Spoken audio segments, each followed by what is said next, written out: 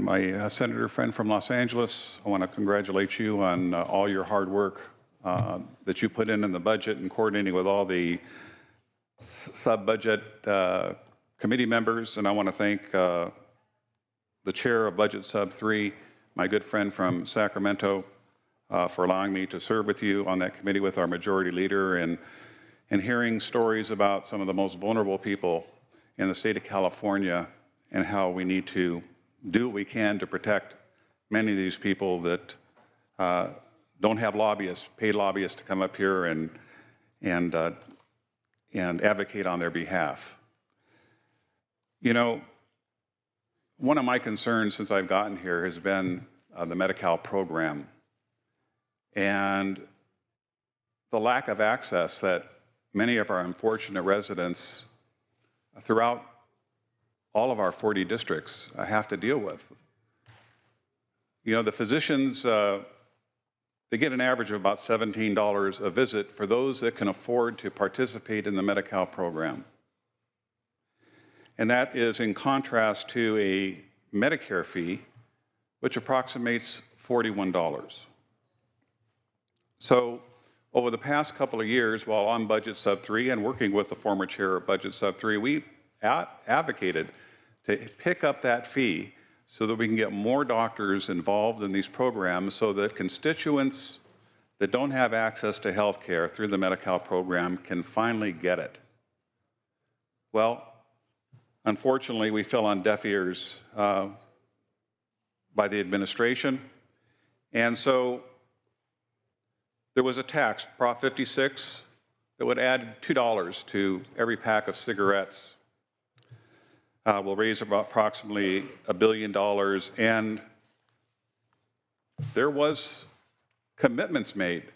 There were commitments made to the California Medical Association if they got behind that initiative that that money would be returned to the Medi-Cal system, this new money, to increase the Medi-Cal fee and to expand eligibility of dentists that want to participate to help our young kids that often go to school with toothaches and can't concentrate on their education. But my friends, what we've seen again is yet another broken promise. I've heard on the floor of the Senate many times on both sides of the aisle say that health care should be a right, not an elective. But when we don't fix the Medi-Cal fee, we are not providing appropriate access for people that we say have insurance. My friends, 1 out of 3 Californians are enrolled in the Medi-Cal program. And when we heard about this in committee, I asked the administration point blank for a yes or no question. Will the allocation that we are making into the Medi-Cal program increase the fees that we pay to physicians to increase access? And they were not able to answer that question. Prop 56 did pass. $1 billion is estimated to be collected. But you know, we've talked about transparency and ballot initiatives and other ballot issues, and I've heard talk about transparency. I saw nowhere in Prop 56 that almost half of the billion, $457 million, was going to be used to supplant the general fund, to pay for more social programs that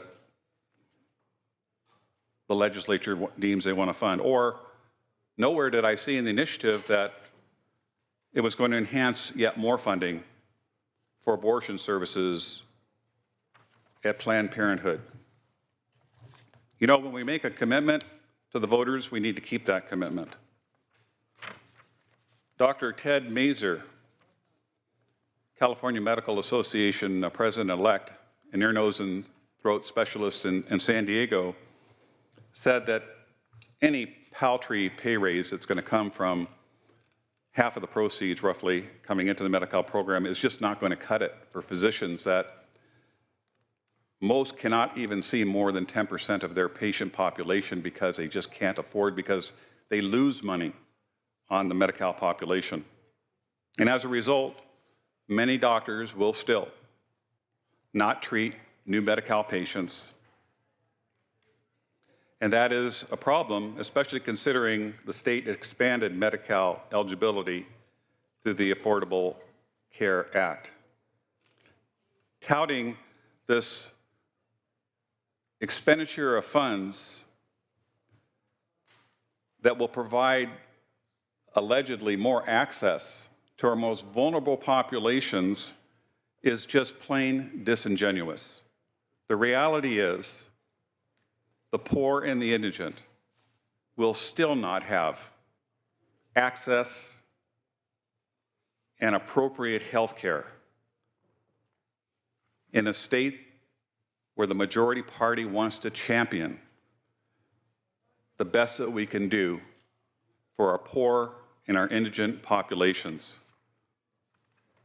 My friends, if we're going to be true to the voters, we should allocate all the proceeds of Prop 56 to take care of the vulnerable populations that exist in every county. In the eastern Coachella Valley, where I have a lot of people in need that can't get in to see a doctor.